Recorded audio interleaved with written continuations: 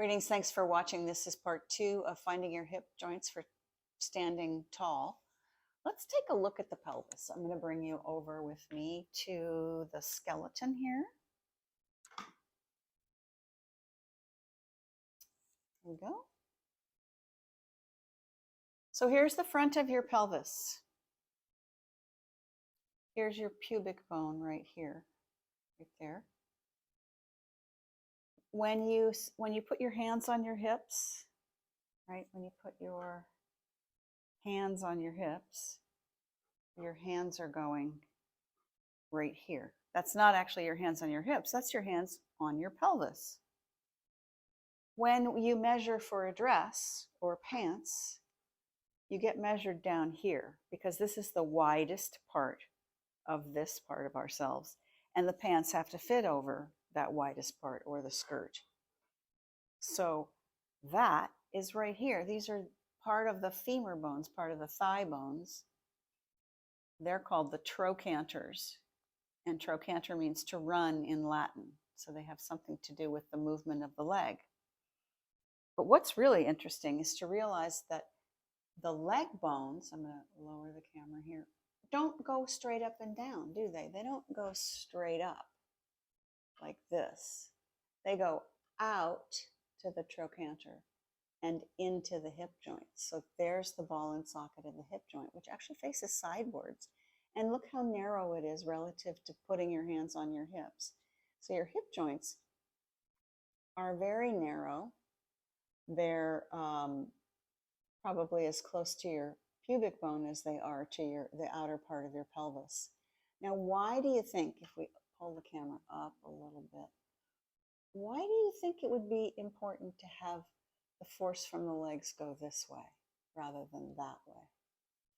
Well, if you take a look at, here's the lower part of the spine, and then here's the sacrum, which is the part of the pelvis that fuses together at the bottom of the spine to create the sacroiliac joint.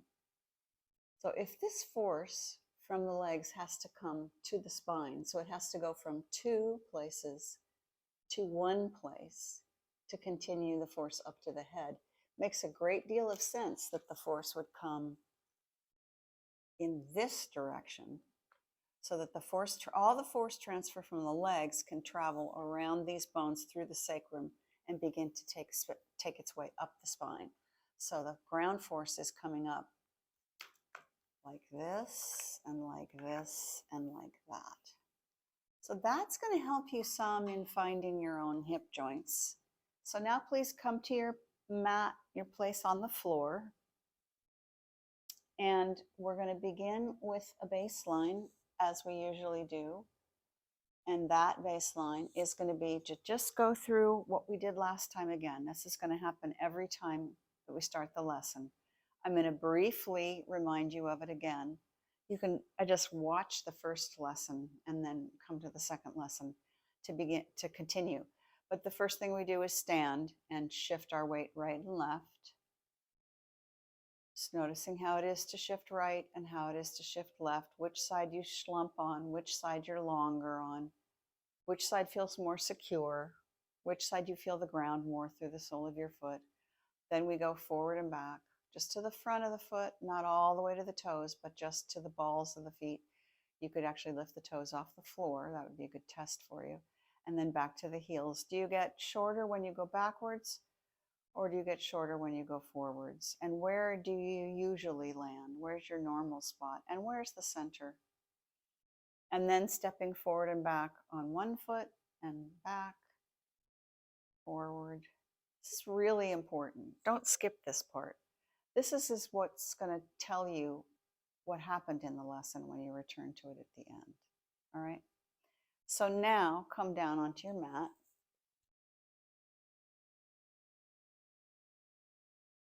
Begin with your legs long. Just lengthen yourself out on your mat, and once again, sense yourself against the floor. And then let's go through that anatomy geography again. So put your hands on your hips. That's the curve of your pelvis. Slide your hands down the sides of your pelvis until you feel that large knob. It's like a doorknob that sticks out on the sides, lower down, quite a bit lower than the top of your pelvis. And then walk your hands inward and move one leg, roll it in and out. You'll feel the hip bone underneath your hand. Again, it's to the sides of your pubic bone, right? So it's not way out here, it's quite narrow. It's where your hip joint is. And so now please rest your arms for a minute and just sense the small of your back. Sense the arch in the small of your back, whether it feels tense, whether it feels soft, whether it feels long, whether it feels like it's very high or a very shallow curve, where the pelvis rests with the floor, and where the ribs above the small of the back rest with the floor. And then bring your legs to standing one at a time so your feet are on the floor and your knees are bent. Feet are about hip width apart, so that would not be way out. Someplace comfortable. Your feet might like to be further out. They might like to be further in. So spend some time figuring out exactly where the sweet spot for your feet is.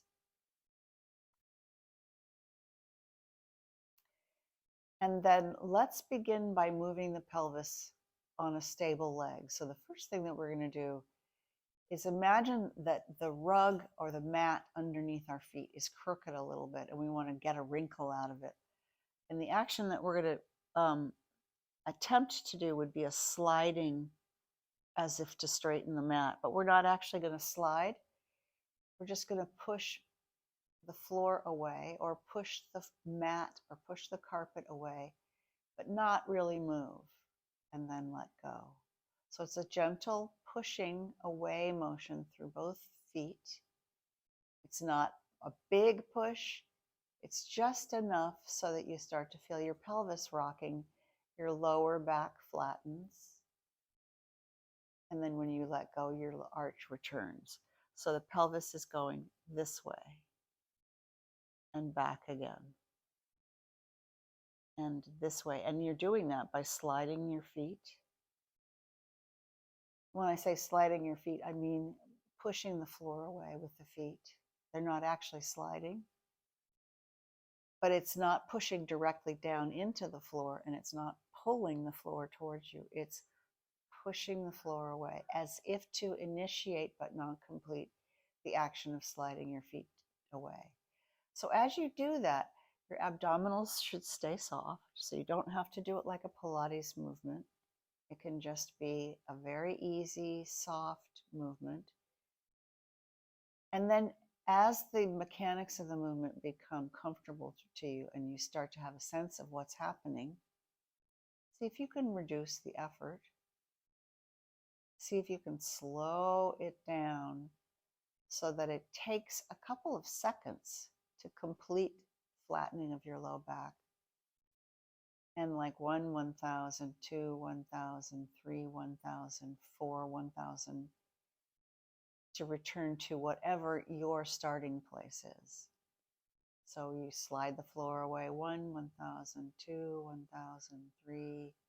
I hate to assign counts to things, but and you don't want nor need to count it, but just so you have an idea. And why are you doing it that slowly? Not because the teacher said, but because when you go slowly, you can gather more sensory information. So you're not just doing mindless repetitions as you would in an exercise class. You're actually seeking information. This movement is generating information for you to learn about yourself.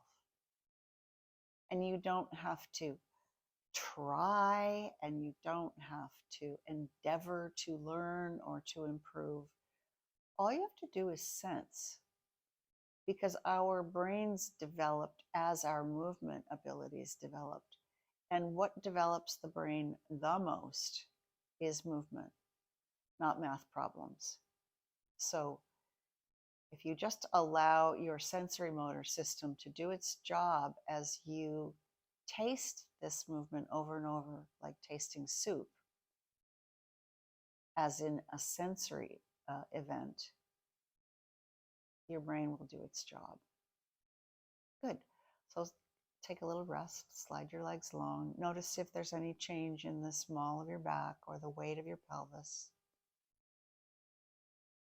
I'm demonstrating this in a short amount of time because I don't want to have the video be too long, but you could definitely take longer than that, or just take a second turn with that same push, sliding the floor away or pushing the floor away movement. But I'm going to move to the next step just so that the video is not too long. The next step would be to imagine that you wanted to pull the rug towards you or slide your feet towards you without making any movement. When you pull the rug towards you, you'll notice that your pelvis moves in the opposite direction, that the low back arch gets larger and the pelvis moves down towards the pubic bone as you press the tailbone into the floor. When you let go, the pelvis goes to neutral. So here are my hands making a movement. When you pull the floor towards you, the pelvis tips away. So if you think about the pelvis as a bowl, you're tipping the soup out the front of the bowl when you slide your feet towards you. Sliding. Oh, you can't see my hands. There you go. Okay. So you're going to continue that. Again, slowing it way down. There's a tremendous amount of territory between here and here. And you can incrementally, slowly move into the arch and then incrementally and slowly come back to the starting place so that you really allow yourself to feel all of these points of contact in both directions. You're going to repeat that as many times as you find useful. You can rest whenever. If you're getting tired, if it doesn't feel good, take a rest and or do the movement much smaller. I could do the movement and get a great deal of value when it's this imperceptible. I am actually moving. I don't know if you can see it on the camera, but I'm just rocking the very end of my tail, about like this, or I could make it a little bigger. But it's a gentle, soft invitation for the back of the body to soften into the support of the floor. Yeah?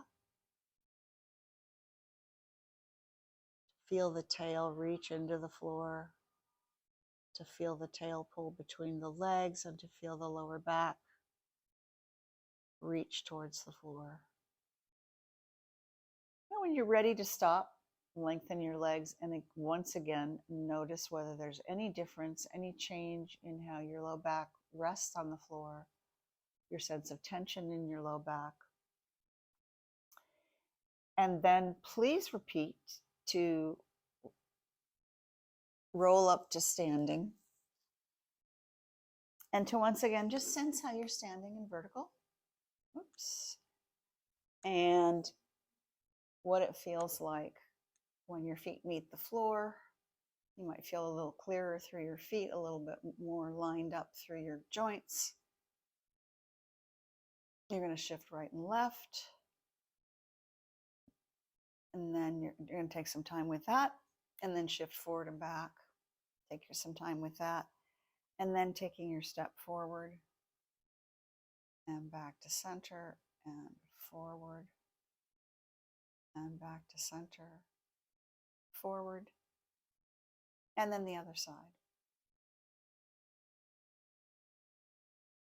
And that will be the end of this portion of the lesson. We'll continue next week, adding on and developing the idea of a pelvic clock. Thank you so much for watching and for subscribing. Bye-bye.